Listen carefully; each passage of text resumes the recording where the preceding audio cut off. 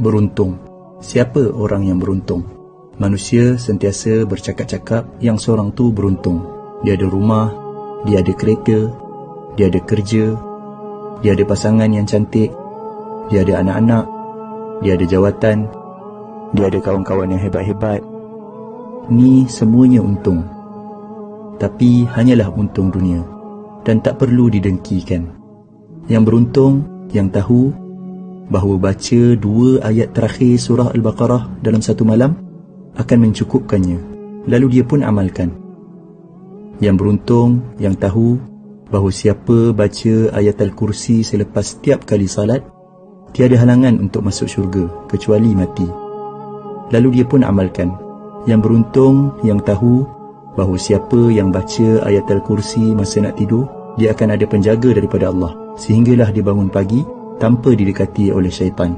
Yang beruntung, yang tahu bahawa baca surat Al-Ikhlas 3 kali menyamai pahala khatam Al-Quran Al-Karim, lalu dia pun amalkan.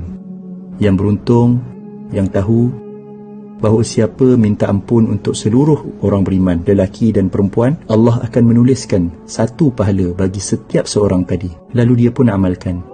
Yang beruntung, yang tahu, yang sebut Maha Suci Allah, segala puji bagi Allah, tiada Tuhan selain Allah, dan Allah Maha Besar, lebih baik daripada seluruh yang terkena matahari, lalu dia pun amalkan.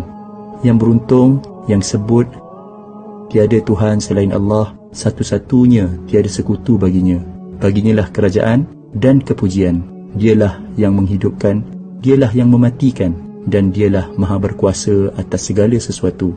10 kali selepas salat maghrib dan 10 kali selepas salat subuh, sebelum dia mengubah kedudukan kakinya, menyamai pahala membebaskan 4 orang hamba daripada anak-anak Nabi Ismail AS, lalu dia pun amalkan. Yang beruntung, yang tahu, yang siapa yang sebut ketika mendengar azan, Ya Allah, Tuhan yang menguasai seruan azan yang sempurna ini dan salat yang didirikan, kurniakanlah kepada Muhammad kedudukan yang tinggi dan terpuji, dan bangkitkanlah dia di kedudukan yang terpuji yang telah engkau janjikan. Dia akan mendapat syafaat Nabi Muhammad sallallahu alaihi wasallam pada hari kiamat, lalu dia pun amalkan. Yang beruntung, yang tahu, yang dalam sehari ada 24 jam, tapi dia mampu membaca 1 juzuk Al-Quran yang mengambil masa lebih kurang 20 minit sahaja.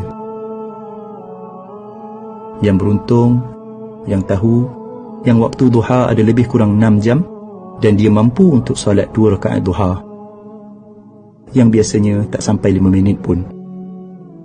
Yang beruntung, yang tahu, yang waktu malam ada hampir 11 jam dan dia mampu untuk salat witir 1 rakaat yang mungkin tak sampai 3 minit pun.